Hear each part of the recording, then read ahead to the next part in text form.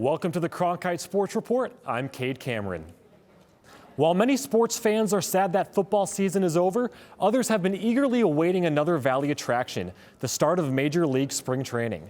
Pitchers and catchers reported today across the Cactus League, including the Diamondbacks at Salt River Field. Among those is pitcher Merrill Kelly, who is coming off a career year with the Diamondbacks, going 13-8 last season. He's also committed to play in the World Baseball Classic this spring.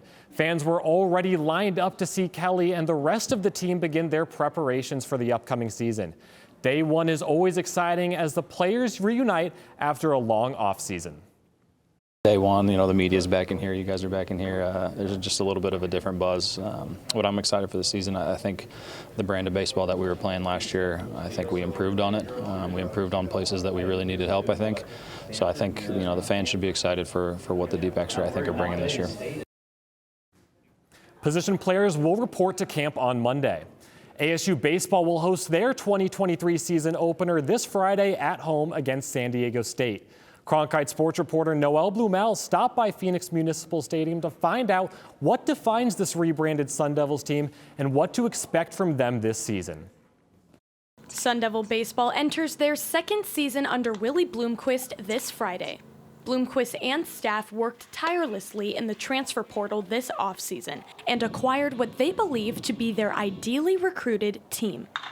I'm not going to say I'm overly relaxed by any means, but I'm sleeping better this time of year than I was last year at this time. Despite over 20 new faces and the team's already established offensive threats, the few returners have continued to emphasize what's most important: the competitive motto and culture of Sun Devil baseball. It's good to know where you come from, and that's something that Willie's always been trying to dig into us, is that you don't just play for yourself, but you have to know where the program comes from and who you play for. In addition to weekly scrimmages that showcase the team's high exit and spin velocity, and 3 Devils being named to the preseason all-conference team, the program also held a preseason open house to introduce the team and further instill the history of Sun Devil baseball. Open house doesn't just allow for the spring roster to showcase their talent to fans and alumni. Players say that having the alumni around continues to restore the program's pride and culture. And in turn, alumni pay their respects and well wishes to the new team. It's just the tradition at ASU, and I think that it's something that needs to come back and, a little bit more in this program and, become who they are again.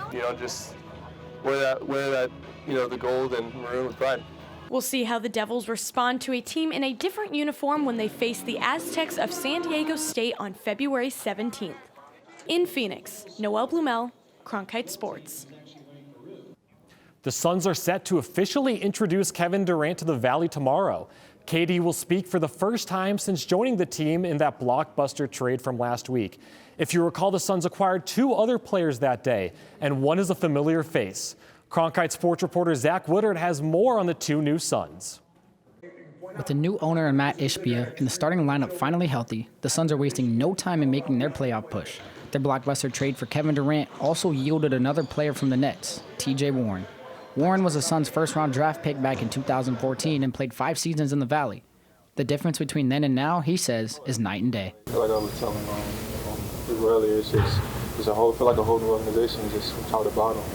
It's thrilled to be a part of this right now. The Suns also acquired Darius Bazely from Oklahoma City in a separate deal. Bazely is now in his 4th NBA season, and he has some skills in his game that would translate nicely with this Suns team. My versatility defensively, be able to guard 1-5.